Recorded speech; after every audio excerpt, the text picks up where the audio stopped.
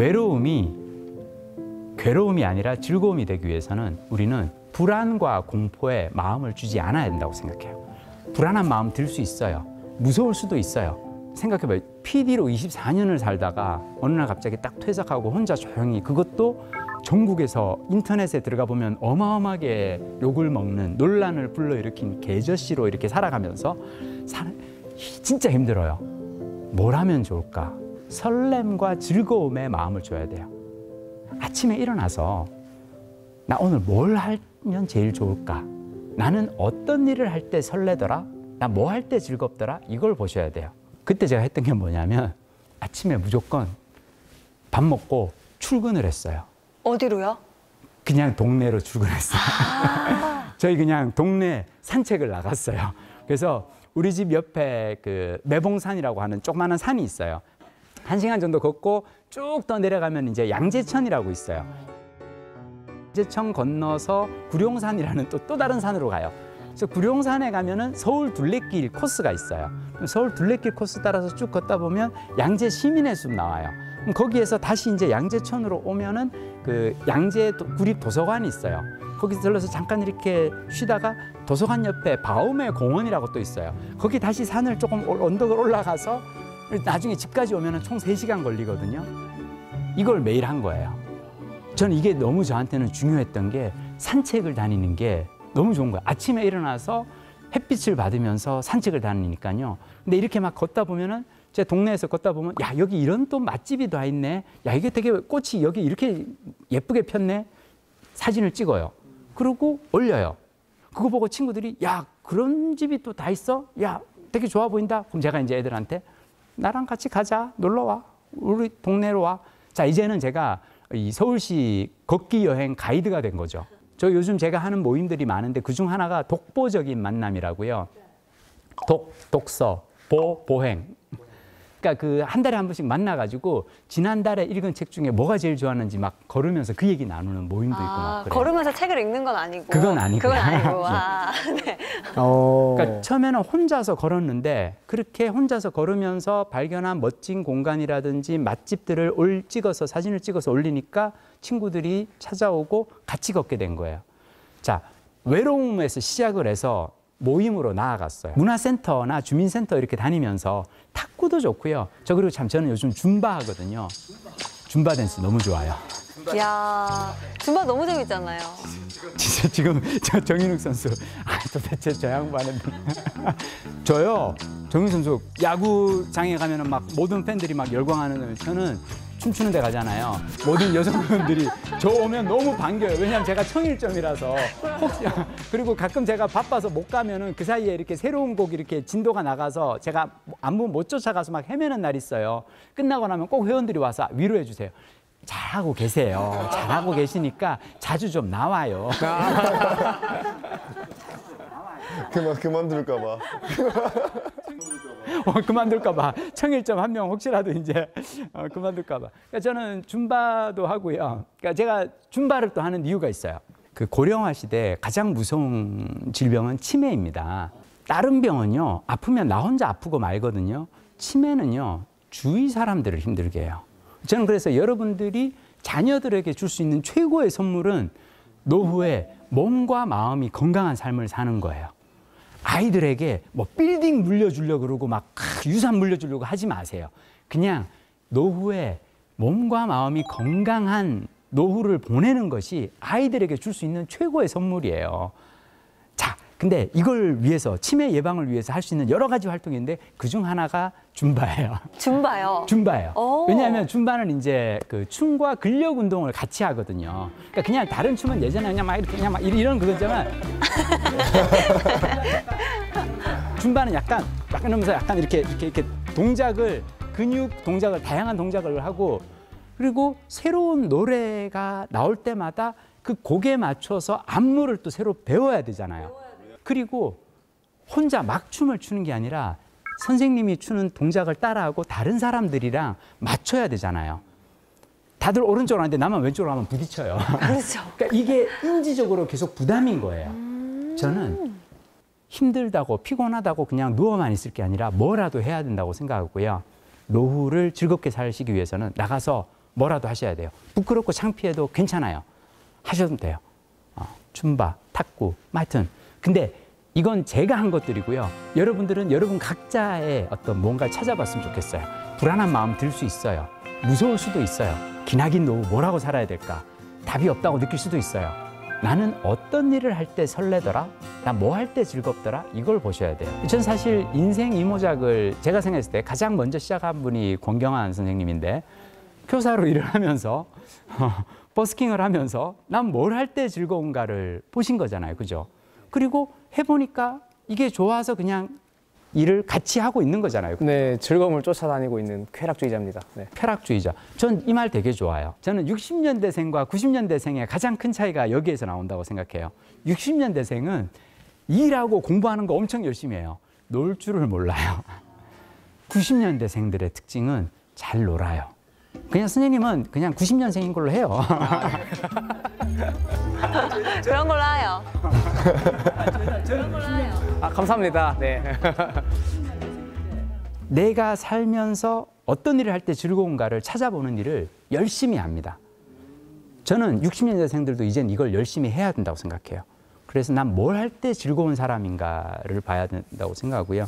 머리로는 알겠는데 그럼 구체적으로 방법들이 네. 있을까? 자, 찾는 방법은 되게 쉬워요. 산미를 찾으면 됩니다. 산미, 흥미, 재미, 의미.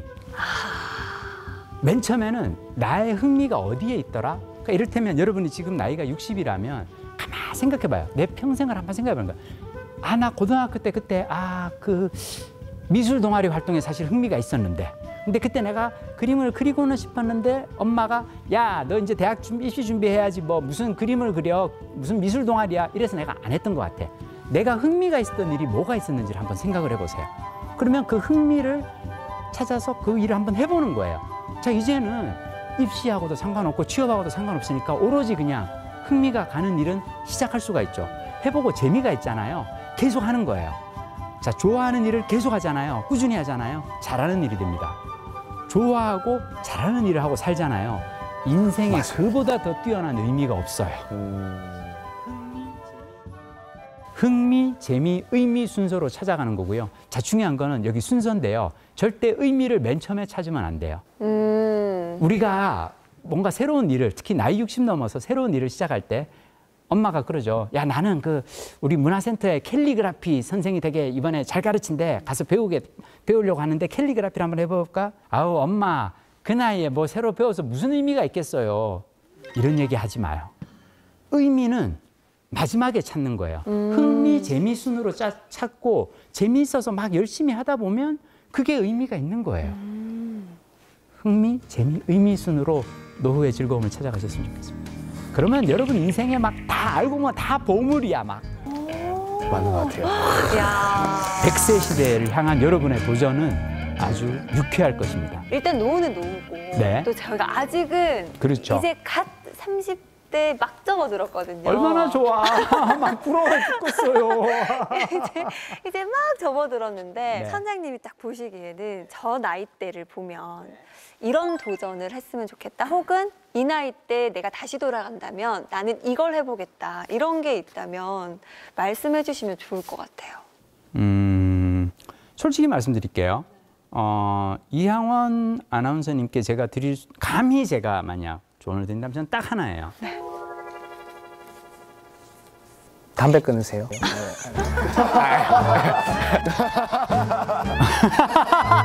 잠깐만. 이보세요.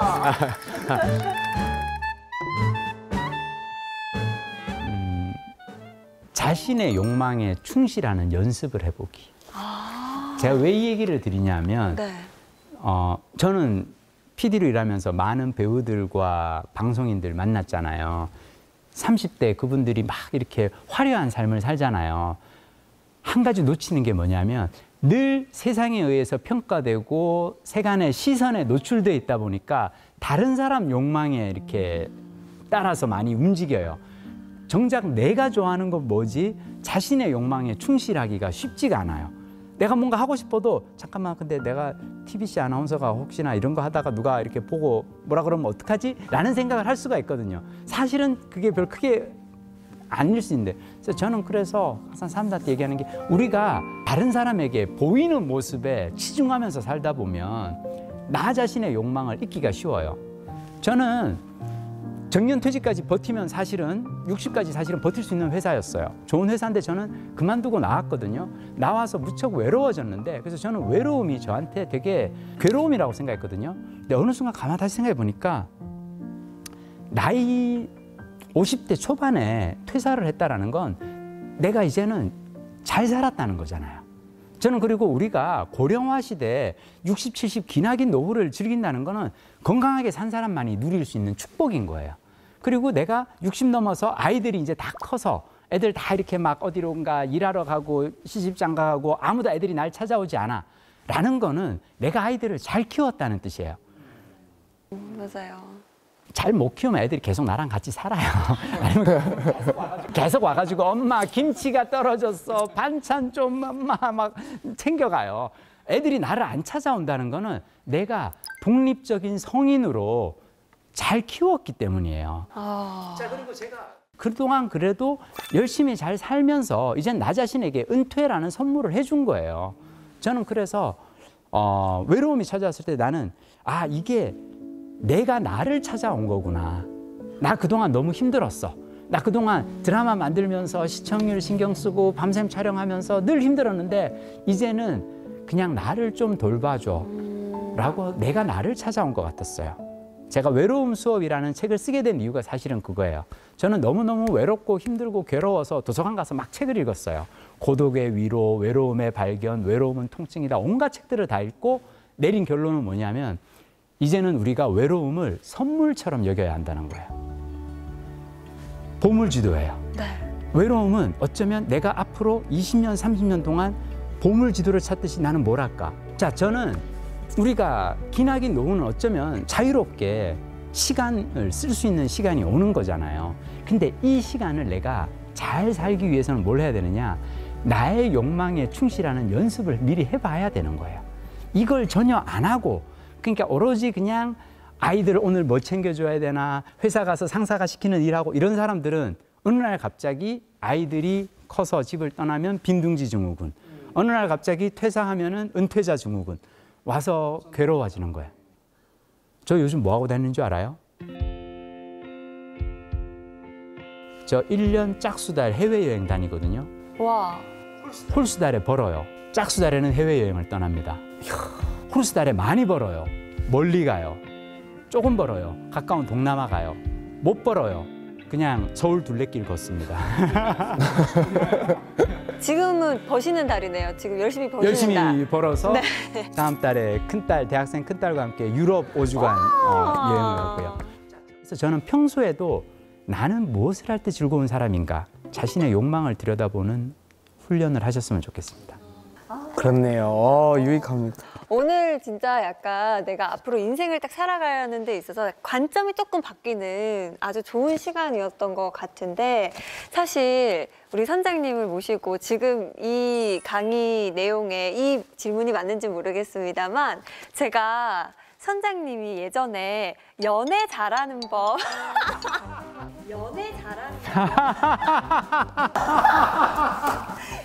연애 잘하는 법 강의를 하는 걸 본 적이 있거든요. 그 중요한 강의를 오늘. 예. 그런 강의를. 제가 지금 연애를 좀 잘해야 돼요. 제가 지금 딱 걸렸네. 네, 아니 제가 노년도 잘 대비를 해야 되지만 제가 지금 연애도 잘해야 되거든요. 그래서 오늘 선장님을 모신 김에 그 질문을 꼭 한번 드려보고 싶었어요. 제가 솔직하게 말씀드릴게요. 저 원래 연애 특강을 많이 합니다. 오. 근데 제가 연애 특강을 옛날에 했었어요. 그게 아마 2012년도인가 10년 넘게 전에 한 거예요. 그 이후에는 제가 안 하고 있어요. 왜 안 하는 줄 알아요? 왜요? 제가 오프라인 강연 하잖아요. 그때 마지막에 이렇게 여러분 이런 것도 있어요 하고 툭 하고 던져주면 사람들이 막 현장에서 열광하거든요. 제가 그걸 위해서 그래서 보통은 유튜브에 올라가는 콘텐츠에서는 잘 안 하는데 딱 걸렸네. 이항원 아나운서님께서 또 이거를 어떻게 또 이걸 또 딱 찾아서 네. 제가 이제 연애 특강 강의한다 하면 사람들이 막 이제 어떻게 저렇게 생긴 사람이 감히 여러분 이렇게 생겼으니까 연애 특강하는 거예요. 여러분 키 크고 잘생기고 막 정인욱 선수처럼 이렇게 멋있는 남자가 딱 나와서 연애 잘하는 법 알려드리겠습니다. 그러면 사람들이 듣겠어요? 저렇게 타고나면 그만이지 뭘 비법이 필요해.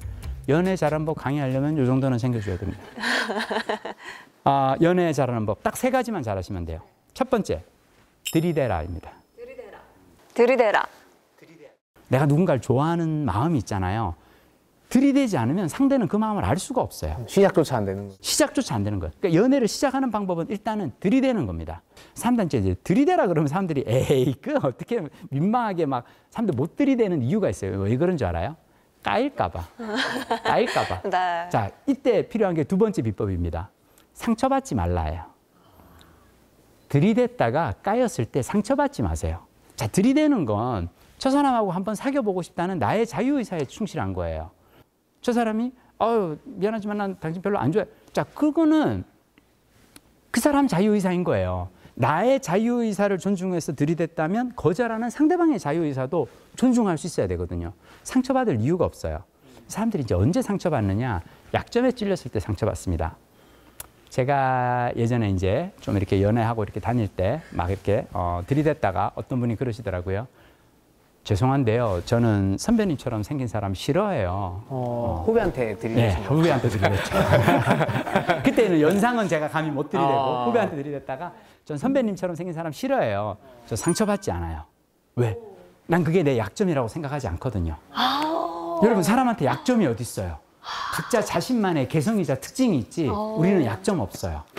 자, 이 약점에 찔리지 않잖아요. 그러면 이제 상대가 상처 주려고 궁극의 공격을 해옵니다. 여자분들은. 자존심을 팍 찔러요. 그때 그 후배도 그랬어요. 선배는 남자가 돼서 자존심도 없어요. 내가 그렇게 싫다는데 딱 한마디 했어요. 자존심. 내가 자존심은 없어도 살겠는데 너 없이 살 자신은 없다. 와, 멋있다. 설마 지금 예, 결혼한 부인이 제 외대 통역대학원 1년 후배인 아내고요. 그러니까 이렇게 방송하는 자리에서 역시. 야, 큰 그림이셨네. 정인욱 선수는 이제 정말 미안한 얘기인데 투수보다 방송인이 훨씬 더 잘 어울리는 것 같아요. 왜냐하면 투수로 이런 그 센스를 보여줄 수가 없잖아요. 근데 방송을 할 때는 이렇게 진짜 센스 뛰어나시다. 야. 어떻게 바로 캐치를 하시네. 그래야 딱 자신 있게 얘기할 수 있잖아요. 역시. 자, 우리가 약점에 찔려도 상처받지 않고 이 자존심에 찔려도 상처받지 않잖아요. 그럼 우리는 never give up 정신으로 계속 들이댈 수가 있어요. 자, 첫 번째 비결과 2번째 비결은 무한 순환 반복됩니다. 들이대고 까이고 상처받지 않고 또 들이대고 또 까이고 상처받지 않고 딴 데 가서 들이대고. 자, 그러다 보면 반드시 얻어 걸리는 때가 와요. 반드시 옵니다. 얻어 걸리는 때가. 이때가 마지막 3번째 비법이 필요한 순간입니다. 올인하라예요. 올인하라. 우리가요, 연애 못하는 사람들의 특징을 제가 얘기해 드릴게요. 소개팅 많이 하는 사람들 연애 힘들어요. 소개팅의 빈도가 높을수록 소개팅의 성공 확률은 떨어집니다. 내가 오늘 나가요. 요거 잘 안 되면 2주 뒤에 아는 언니가 다른 사람 해주기로 했어. 요거 잘 되기 쉽지 않아요. 나가서 하나하나 따져봐요. 외모, 학벌, 직장 다 괜찮아. 다 괜찮은데 하나 살짝 걸리는 게 있어요. 그것 때문에 사람을 못 만나요. 다 괜찮은데 얘 담배 피네. 나 담배 피는 남자 싫은데 아마 언니가 다다음 주에 해준다는 그 사람은 담배 안 필 거야 라는 생각으로 찹니다. 자, 제가 얘기하는 건 뭐냐면 사람들은 흔히들 지금 내 눈앞에 있는 이 사람을 차지하면 먼 미래에 다가올 더 좋은 사람을 놓친다고 생각하거든요. 인생에 그런 건 없어요. 인생의 기회는 오로지 지금 현재 이곳에 있는 겁니다. 지금 내 눈앞에 있는 사람하고 최선을 다하지 못하는 사람은 아무리 좋은 기회가 와도 또 최선을 다하지 못하겠죠. 그렇죠. 그래서 연애 잘하는 비법 딱 요 3가지. 들이대고 상처받지 말고 올인하라라고 얘기하는데요. 제가 이걸 고등학교 진로 특강 가서 얘기를 합니다. 야. 그럼 아이들이 막 좋아하는데 제가 다 끝나고 나서 얘기를 해요. 이항원 아나운서께도 제가 정말 죄송한데요. 이거 연애 비법 아니에요. 아니에요? 예. 들이대시면 안 돼요. 들이대면 안 돼요? 자, 제가 얘기하는 건 뭐냐면 아이들에게 들이대고 상처받지 말고 올인하라라고 얘기하는 이유는 이게 연애를 잘하는 과정이 아니고요. 실은 우리가 자신의 진로를 찾아가고 직업을 찾아가는 과정이에요. 하고 싶은 일이 있으면 들이대보는 거예요. 방송인의 삶 들이대 보는 거예요. 나는 이 프로에도 가고 싶은데 연락이 안 오면 그냥 상처받지 않는 거예요. 저기에 나가고 싶은 건 내 마음이고 저기에서 나 아닌 다른 출연자 쓰는 건 또 그 PD 마음이지. 존중할 수 있으면. 그리고 대신 언제든 지금 이 순간 내가 하는 일에 최선을 다해라.